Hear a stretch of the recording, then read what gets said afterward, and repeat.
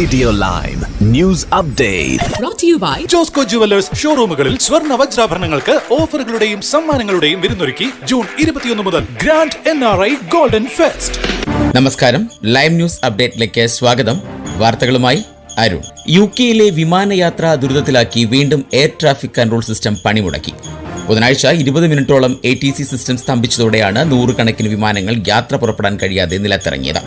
അതേസമയം സാങ്കേതിക പ്രശ്നം മൂലമാണ് തടസ്സം നേരിട്ടതെന്നും ഇത് പരിഹരിച്ചതായും സിസ്റ്റം നടത്തിപ്പിന്റെ ചുമതലയുള്ള കമ്പനി നാറ്റ്സ് പ്രതികരിക്കുകയായിരുന്നു.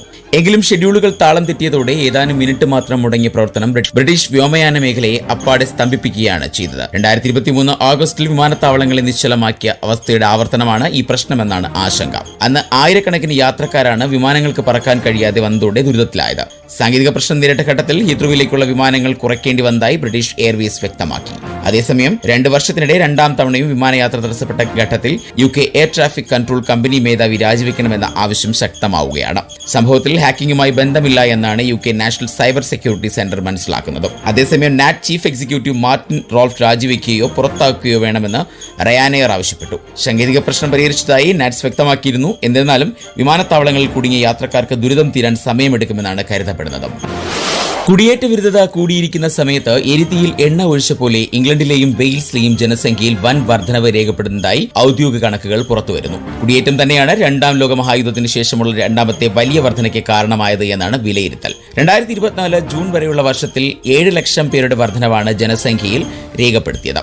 1949 വാർഷിക വർധന രേഖപ്പെടുത്താൻ തുടങ്ങിയതിനു ശേഷമുള്ള രണ്ടാമത്തെ വലിയ വർധനവാണ് ഇത്. 2023 മധ്യത്തോടെ 12 മാസത്തിനിടെ 8,21,210 പേരുടെ ജനസംഖ്യാ വർധനവാണ് റെക്കോർഡ്.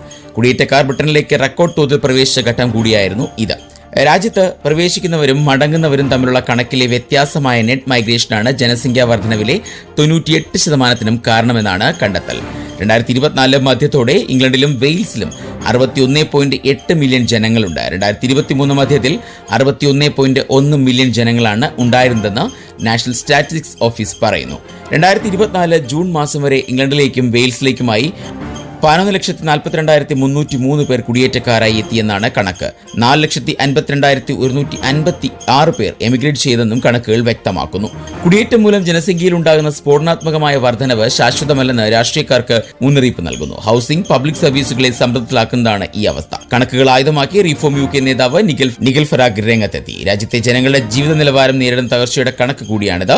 ഇത് പൊതുസേവനങ്ങളെ സമ്മർദ്ദത്തിലാക്കുകയും സമൂഹത്തെ ഭിന്നിപ്പിക്കുകയും ചെയ്യുന്നു, ഫറാഗ് ആരോപിച്ചു. UK-യിൽ കുറ്റകൃത്യങ്ങൾ വലിയ തോതിൽ കൂടി വരികയാണ്. ഇതിന്റെ ഭാഗമായി പോലീസിന്റെ പ്രവർത്തനം കൂടുതൽ കാര്യക്ഷമമാകണമെന്ന ആവശ്യം ഉയരുന്നുമുണ്ട്. പോലീസ് സേനകൾ, പ്രത്യേകിച്ച് metropolitan police, live facial recognition LFR ഉപയോഗിക്കുന്നുണ്ട്. ഗുരുതരമായ കുറ്റകൃത്യങ്ങൾക്ക് തിരയുന്ന ആളുകളെ പോലീസ് ഡേറ്റാബേസുകളിലെ ചിത്രങ്ങളുമായി താരതമ്യം ചെയ്ത് തിരിച്ചറിയുന്നതിനാണ് ഇത് പ്രധാനമായും ഉപയോഗിക്കുന്നത്.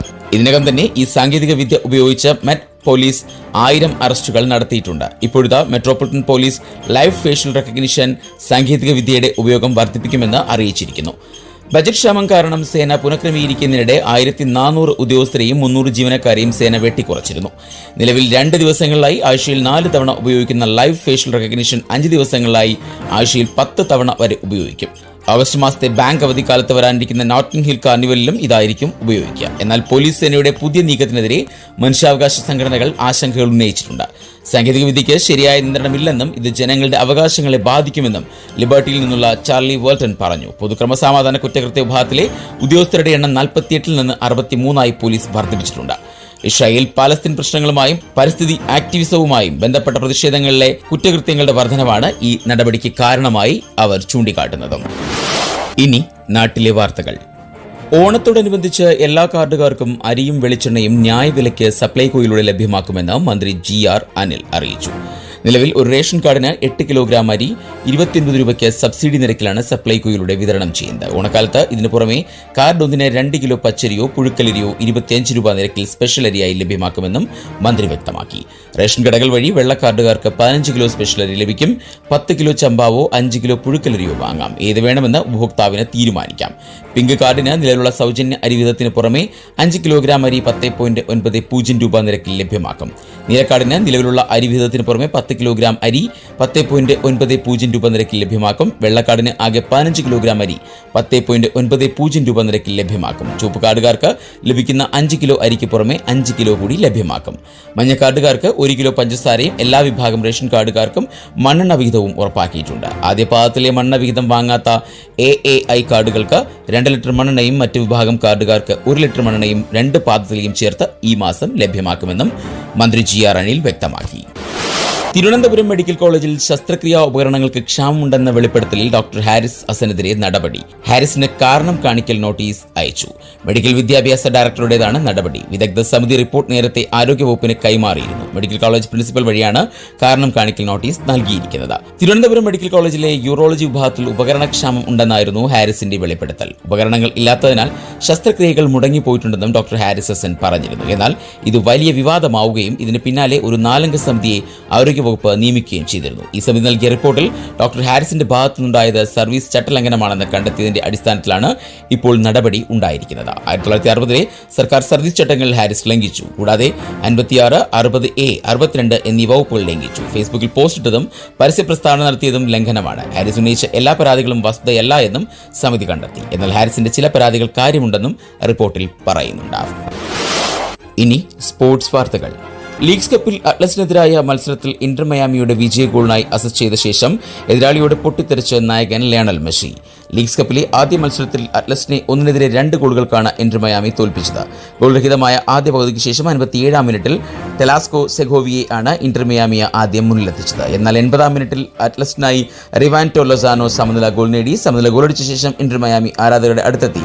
അറ്റ്ലസ് താരം മാത്തിയാസ് കൊക്കോറോ ആഘോഷത്താണ് മെസ്സിയെ പ്രകോപിപ്പിച്ചത് എന്നാണ് സൂചന. ഇനി ഇന്നത്തെ പൗണ്ട് വിനിമയ നിരക്ക് 115.60 ഇന്ത്യൻ രൂപയാണ് ഇന്നത്തെ പൗണ്ട് വിനിമയ നിരക്ക്. ഇതോടെ ഇന്നത്തെ വാർത്താ ബുള്ളറ്റിൻ പൂർണ്ണമാകുന്നു. അടുത്ത ബുള്ളറ്റിനുമായി വരും മണിക്കൂറുകളിൽ കേട്ടുമുട്ടാം. നന്ദി, നമസ്കാരം.